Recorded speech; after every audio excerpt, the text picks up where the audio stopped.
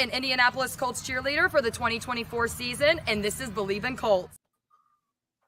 Welcome back to Believe in Colts, a special live stream edition here on YouTube. I'm Lawrence Owen. With me, as usual, is my guy. Whoa! Bam! Donald Thomas. What up? We are going to go over the Indianapolis Colts win over the Miami Dolphins, Week 7 of the 2024 NFL season. And then afterwards, I think we may get into the chat a little bit, Donald. See what some of these fans and subscribers and just people out here that have some questions and stuff, whether they want to ask questions or just, drop a comment, and maybe we could react to their stuff. So it'd be interesting. There's already been a couple questions that's dropped in the live chat, but we'll get into those about halfway through the show. But first and foremost, Donald, what are your thoughts coming off of that win against Miami? Happy that, we got a win. Always needed, right? I have some reservations on the win, right? But nonetheless, it's a win. A win is a win. A dub is a dub. We'll take it. We'll shelf it, and we will make corrections and get better from it. Yeah, definitely. There's a lot of stuff to go over. There was some good things. There was a lot of questionable things in that game that we definitely need to go over. But before we get into that, I got to remind everybody, basketball fans, it's that time of year again. The NBA is back from opening tip-off to buzzer beaters. BetOnline has you covered with the best odds, biggest promotions, and live in-game betting for all your favorite teams. This season, every game matters. BetOnline has every stat, matchup breakdown, and live odds to bet on during the game. It's not just the NBA. Remember, BetOnline has odds on everything from football, Major League Baseball, to the NHL, and other stuff. Head to the website today to get in on the action with America's most trusted site for online betting. BetOnline. The game starts here. All right. As you can tell, that was a new read, ladies and gentlemen. So that was the first time I actually read through that. For some reason, I never read through those before I'm recording. So it is what it is. But, I gave up. I've given up on trying to memorize it. Like last year, I got better. I was like, I knew what you about. Now I'm just like, hey, just go ahead and read it. Right. Okay. So here's the deal. The Indianapolis Colts. Now, I just want to drop a stat out for you. And you give me your reaction, whether it's good, bad, or one of those but situations. All right. The Indianapolis Colts pass defense the past 2 weeks has only allowed an average of 122 yards per game. Okay. Passing. Okay. Is that good? Is that bad? Obviously, only allowing 122 yards a game passing is good. But there's some buts in that, right? Yeah, I mean, if you're looking at it from a standpoint of looking at just stat lines, it looks amazing. 122 yards a game is got to be up there with the top of the league, right? It's got to be, and I think that it is, right? It should be. I mean, that is good coverage around, and it seems like if you watch from the stat line, guys know what they're doing. The matchups are matching up, and but then you have to watch the games. Mm-hmm. And then you have to see that how it's being played and how these stat lines are playing out. And then it kind of, you're like, well, but, and I think just as Colts fans, we want to see, if you don't even look at the stats, you just want to see your guys playing better. You don't want that to be a question mark. And I think that's why we bring that stat up, is because there's always the holding the breath when the ball goes in the air.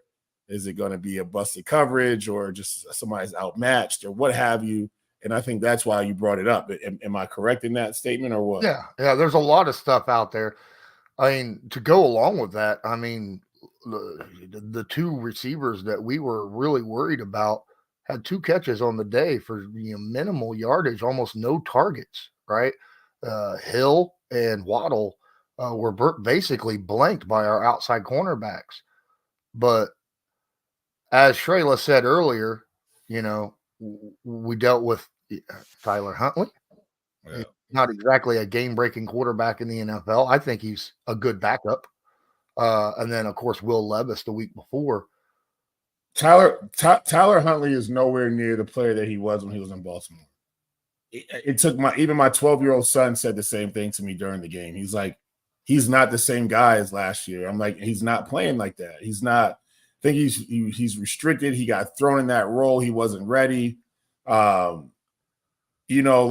to have two of the fastest receivers in the league on your team and to not target them as much as you are, to not even get the ball in the pass game, you're getting the ball down the field. Like, is it a Tyler Huntley problem or is it a play calling problem? Because, it's crazy to me that, you have a guy like Tyreek Hill and you're not utilizing, like Kansas City, you saw him, he would line up in the backfield. They were on reverses with him. They would do a whole bunch of different dynamic things with him, right? And, they're not doing that in Miami. So, it's a problem. But it's their problem, right?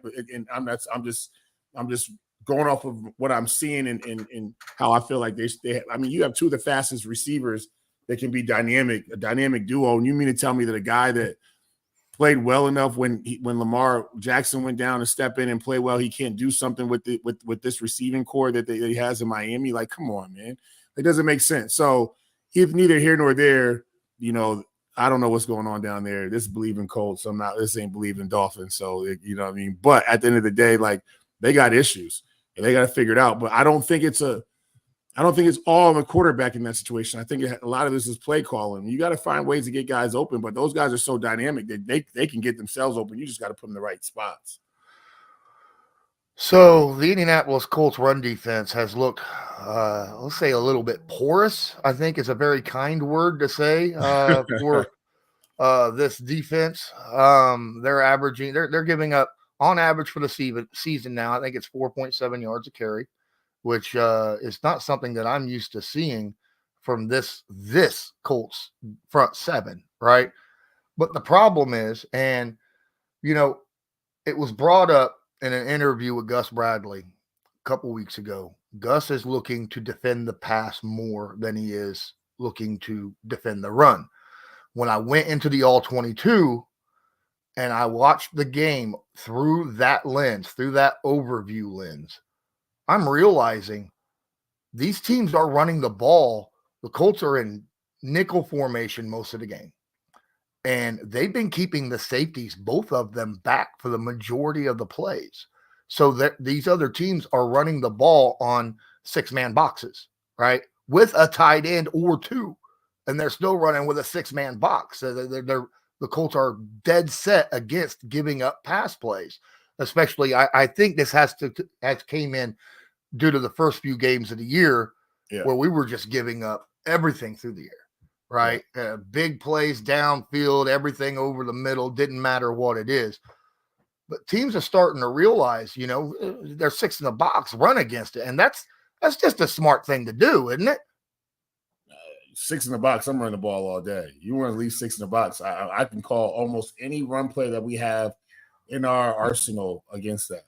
I don't have to check out of it. I can call one play in the huddle and let it ride. You know what I'm saying? A 6-man box is ideal to run the ball against. And, to be quite honest, I think that when you go from having everybody healthy in the beginning of the season and the pass game was the issue, right? And then you have guys up front who you can rely on, then you tend to, try to fix things in the pass game, right? You're like, all right, I got to leave 2 safeties back, 2 high shell, make sure that, we got an extra DB getting nickel, and I can rely on my 2 inside linebackers and my front 4 to get it done.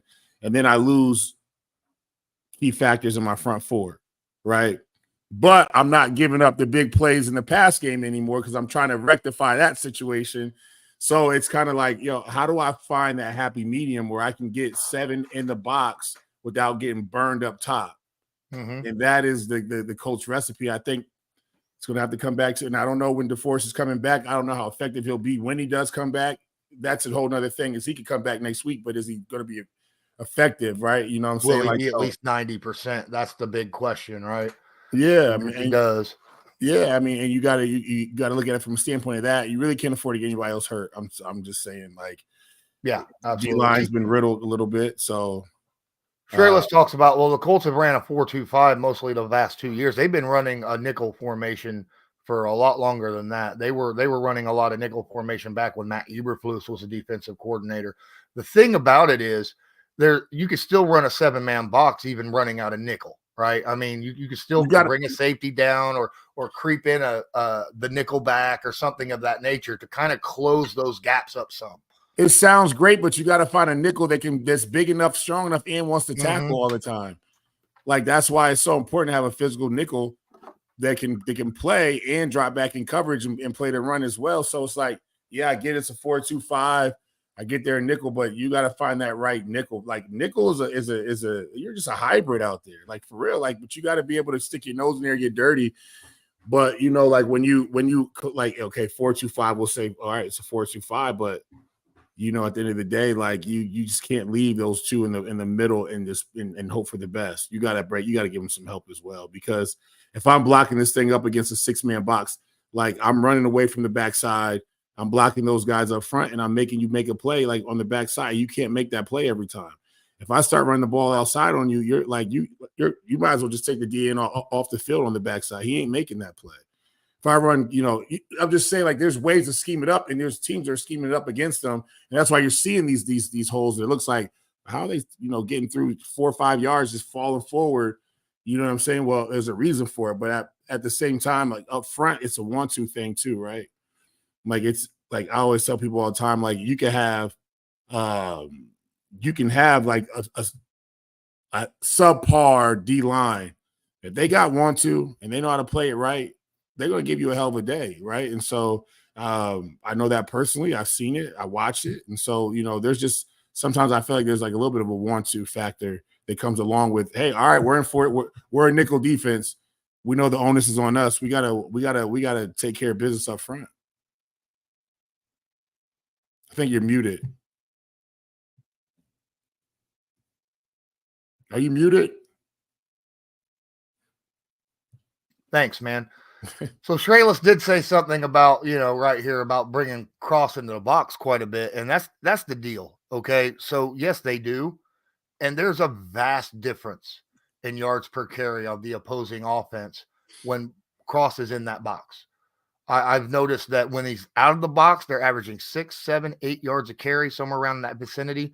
And when he moves into the box, that drops. That drops to like less than 3 yards a carry when they have 7 in the box. It is a big difference. And you drop it into the box, though, then you got to worry about, you know, hey, are they going to audible into something to throw right over the top of him? Right. And that's that. It, like you said, you got to find that happy median at some point. And but you know, my thing is this: like bringing a nickel, bringing a safety down into the box doesn't detour me from running the football at him. Like, you know what I mean? Like, all right, now you bring a safety in the box with 3 linebackers is a different story. You know what I mean? Like, it's just it's different. Now we got to check out of things. Now we got to figure out, you know, which way we're going. We got to check to a pass or whatever it is. It's just like you don't have to. Like, I'm not worried about if you bring a safety down in the box with 2 linebackers.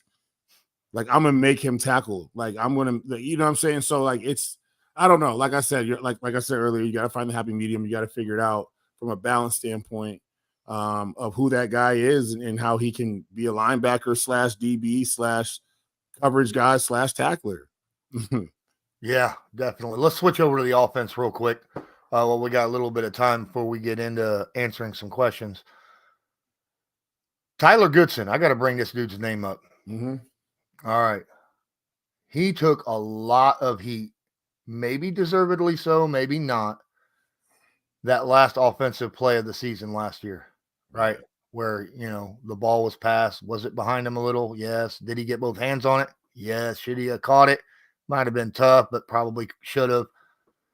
And, you know, dropped it. And then the Colts season dropped with that football.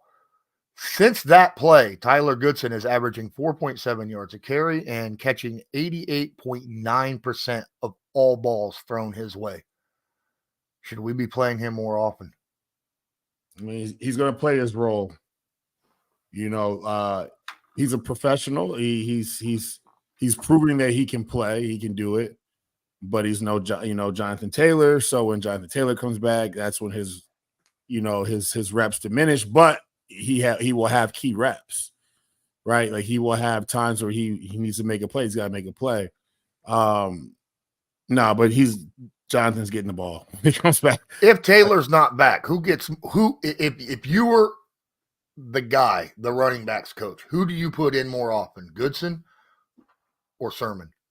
I'm putting Goodson in more. I just feel like Goodson gives me a little bit more.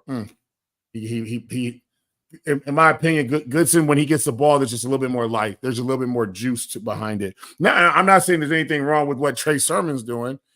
You know, like I feel like they're similar but different running backs. But I just felt like last game, like Tyler wanted it. And he was getting the ball, he wanted it. I'm not saying Trey didn't, but my problem is this again, right? Like our leading rusher is our quarterback.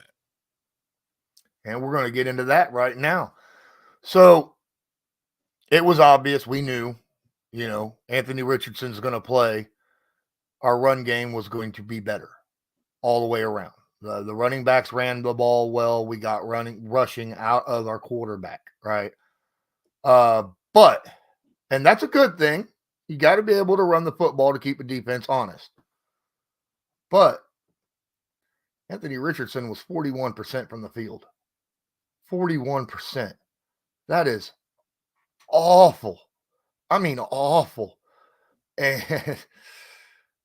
But here again, you put Flacco in, you're getting higher completion percentage, but your running game suffers. So, that again, there's this thing where you're like, oh my goodness, where do I go with this? Obviously, Richardson's not going to get any better, in my opinion. I think you have a different opinion on this. I don't think Richardson will get any better sitting on the sidelines with a clipboard. But I do understand in a win now mode, I think Flacco gives you a better chance. So I'm just going to leave that open and let you put in any thoughts that you might have on that situation. So there's only a few double-headed monsters when it comes to running and throwing the football. Lamar Jackson, Patrick Mahomes.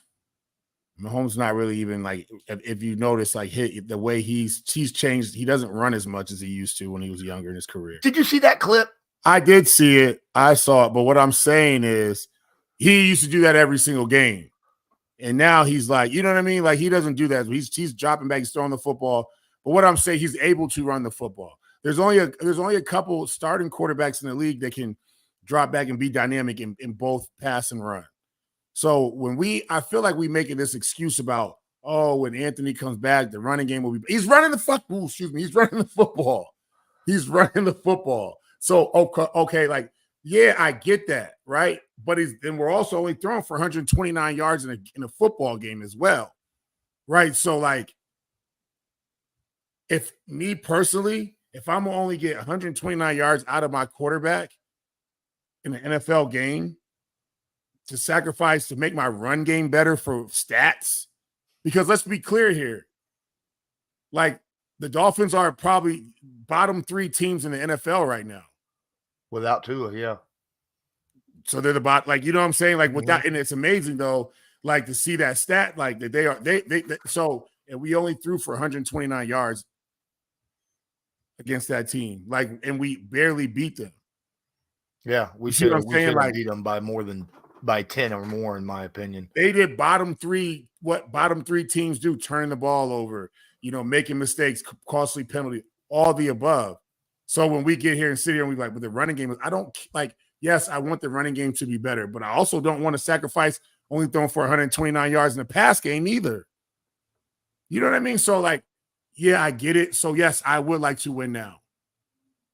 And I'm glad that they got it. And I'm glad the Colts won. 100%. Like, I'm glad they won, but I'm just telling you from a standpoint of, I get that you want to see the progression of a player. I get all that. but it's going to come with the sacrifice of winning some football games.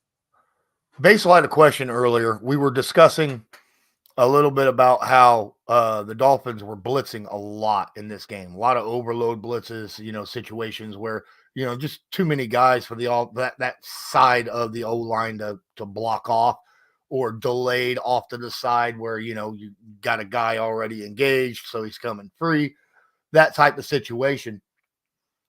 And that was smart defensive plan by Miami, because, that's taking advantage of the inexperience from Anthony Richardson to be able to handle that kind of situation and get completions out of it. Because in situations like that, you got to recognize it. And if you don't recognize it and you see it coming, you got to find your hot route, right? You got to get rid of the ball. You got to find your hot route. Richardson ended up holding the ball too much, getting hit.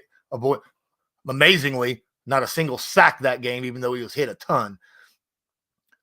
Do you think Joe Flacco, in the same situations where he's under duress and pressure quite a bit because of a bunch of blitzes, would, because of his experience, go to the hot routes and find an open guy?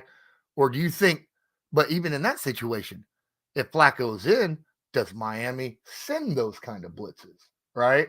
I mean, because, that's a whole nother situation. So damned if you do, damned if you don't type deal. But what do you think? Do you think that Flacco could handle those types of situations right now better than what Anthony Richardson can handle them right now, even though Anthony has the mobility to escape? I mean, you've answered every single question yourself. You asked it, then you answered it, and you asked another one, then you answered it again. So I was throwing my own answers. Yeah, I mean, but I'm saying, though, those are the correct answers. So if Flacco starts, if Flacco plays, there's a different game plan for him. If I have a young, inexperienced quarterback that I know I can get to make bad decisions and bad throws and not make the right, blitz pickups and all that kind of stuff, and checking the ball and all that, like check that. Yeah, I'm bringing the house. I'm going to confuse him. I'm going to show him exotic blitzes or exotic looks that he's never seen before to get him to throw a pick or to get him to check into the wrong play and all the above, right? Like, I'm doing that. If I have an experienced quarterback like Flacco, I can't do that because he's seen those kind of blitzes before. He's seen those exotic looks. He's seen all that. He's not going to be rattled by it. This is a man that's won a Super Bowl, that's taking his team, like deep into the playoffs and knows how to win football games. So, no, I can't. He's the savvy vet that I can't just try to fool. We have to play sound, defense against him and make him, show father time and get after him a little bit when we can. And, try to confuse him a little bit, but we're not going to give him the Anthony Richardson game plan, because that's not what's going to fool him or move him. But, as far as, with Anthony in the game, like, you're going to see this as long as he's in, he's going to see things that are confusing. Let's get into some questions real quick. All right. KDC City drops a question in here. I'm gonna give it to you because I think I already have an idea on this. Says, I got a question for you. Is the Colts in win now mode or build for the future situation? All right. Well, how do you feel about that? I feel like excuse me. This is a tough question. This is actually a really good question, because for a minute you think they're in a win now mode because they went to Flacco and they started Flacco the game prior to this one. And you're like, all right, the Colts want to win. They want to make a playoff push. They want to win the division. They want to, try to make a little playoff run here. But then when they put Anthony back in, I'm like, they're building for the future type of team, because now they're trying to say, all right, well, this is we're riding with this guy. We want to see his development. We want to see him get better. We want to see the team, kind of form a team around him. And this is our guy for the future. So, if they had kept Flacco in, then clearly it's we want to win now. But I think that they're content with whatever happens this season, as long as Anthony stays healthy and he gets his reps and he gets better. I think that's where they're content at this point in the season. Kurt Jeffers has a question, and I'm going to separate this into two questions, an A and a B. Can the Colts reach the playoffs with A, Anthony Richardson, B, Joe Flacco? Are you asking me? I'm asking you. and then I'll put my answer. I think they reached the playoffs with Joe Flacco. I think that the Colts have a gauntlet they're about to go through here, schedule wise, with Buffalo, with Minnesota, with they got Houston this week. Yeah, they got a lot. I'm just telling you right now, like these teams are going to be juiced up, could have some stuff cooked up for them, and when the pressure's on, you got to be able to have ice water in your veins, and so I think Joe with Joe in, you make the playoffs. I think with Anthony, it's kind of just like roll the dice, and whatever happens. You just live with it, hoping that it makes him a better quarterback for their future team. So with me, I think we do make the playoffs with Joe Flacco at quarterback right now. I think that we're, especially if we have a healthy Jonathan Taylor back there with him. Now, obviously, there's a lot of things that go in with that, injuries and stuff of that nature. I mean, you hear the next man up mantra, but I mean, come on, some guys can't be replaced. This is all there is to it. AKA DeForest Buckner, right? Yeah. But with Anthony Richardson, I think there's a chance we can make the playoffs, but it's not something that you don't expect it, right? You're going into this going, if we hit 500 with Anthony Richardson, that's a win. I mean, at least in my opinion, that's how I look at it right now. But somebody did a schedule prediction, win-loss prediction today, and they were like the Colts are going to be 8-8, 8-9. I was like, they can't make the playoffs. I'm like, I don't know if they can't make the playoffs. They just got to right the ship as soon as they possibly can, and just you don't. Here's the thing, man, and this is the tough part about football, especially in the NFL, is you don't win games without continuity. Like you don't win games with a whole bunch of moving pieces all the time. Like you can't win in this league like that. Like you just can't. Like it's too hard to try to win football games in that fashion. So the moment that you can get out of shuffling guys around, who's playing better this week, that's who in practice, that's who's going to start on Sundays, and you ain't going to win like that. You're not going to win like that. Like you can't. Like you need to have guys seasoned, know what the other guy's doing without having to communicate sometimes, or they can communicate together on a better level. They work better in different tandems, all the above. Receivers have the timing down, like quarterbacks in sync with the whole offense. Like you keep shuffling stuff around, it's not going to work. So do they reach the playoffs? Yeah, they can reach the playoffs with some continuity. Mm-hmm. Guys playing better, but you can't just keep moving. Oh, this guy's not playing well. I'm going to put a new quarterback in. Now Joe's looking old. I'm going to go back to Anthony. Like, we can't win like that.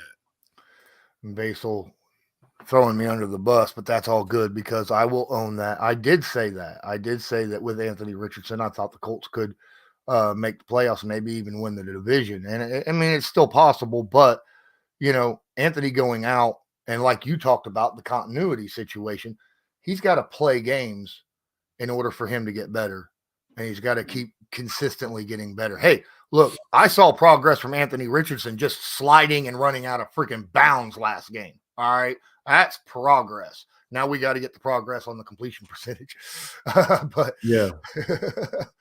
Oh my goodness. It was brought up over here. Let me figure that out. Here we are. Hey, we get to play Vikings on Sunday Night Football. You saw that flex, right? You saw that the Colts game for the Vikings was flexed to Sunday Night Football. Last time the Colts played the Vikings in a primetime game, oh my goodness. We were winning at halftime by 21 points. And then we lost. You remember that game, right? I remember that game. I mean, I started laughing. That's got to be incredibly fresh in the players' minds of the Indianapolis Colts. That's got to be we got to make this right game when it comes up, right? I mean, if you were in that situation, let's put yourself in a situation like that. And that game is does that hold something to you walking into a game like that during that week? Yeah, 100%. But there's a lot of guys that weren't there. Mm-hmm. And there's a lot of young guys on this team. So I don't know how much it'll mean to them as opposed to the guys who are there and had to go through that. My bad, 33. That's right. We were up by 33. Yeah, that was probably one of the most incredible games I've ever seen as far as just blowing a lead or just blowing a game in general. But, that comes down to the coaches and all the older guys in the locker room that were there and, that can, I don't know, man. That's a big game. I mean, listen, this Minnesota team is not even close to the same team that did that to them. This is an even better team, right? Playing way better. So, I think that goes out the window. I think it's mentioned, but this is different defensive coordinator, different defense, different quarterback, it's completely different. So yeah, in theory, we could talk about the 33-point blow, comeback that they blew. But in other words, man, like this is just a game where you're playing against a very, very good football team. Didn't I see somewhere? I think I saw somewhere where the Vikings were looking to trade for somebody. You did see that. I saw that as well. I can't remember. Was it another receiver? I believe it was. I think it was going for a quarterback. No. Hold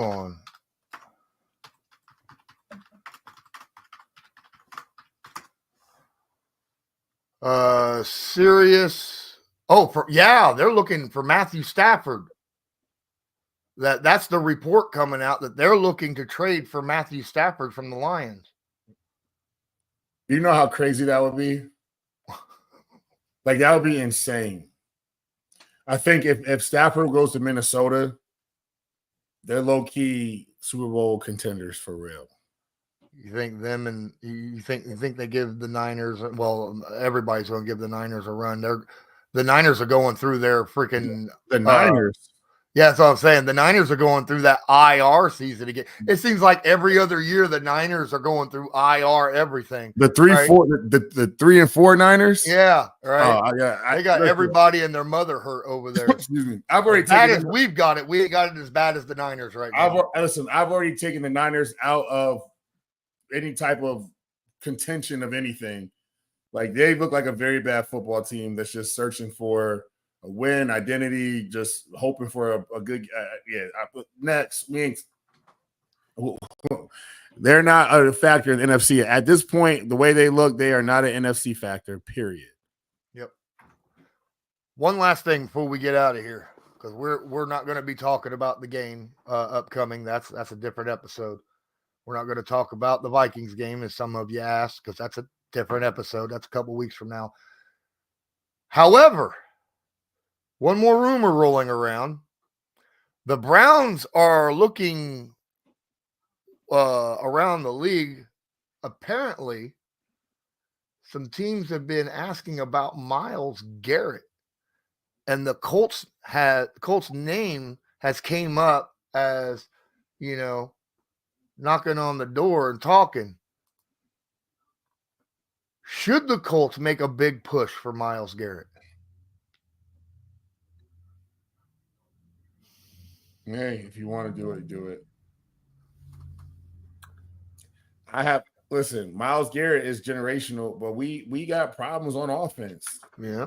I get it, but I'm just saying, like, all right, yeah, if whoever wants to see that happen, you can make it happen. Or if it happens, it happens. I'm just telling you right now, that does not make your football team any better than the state that it's in right now. It doesn't, because it doesn't solve anything down the line.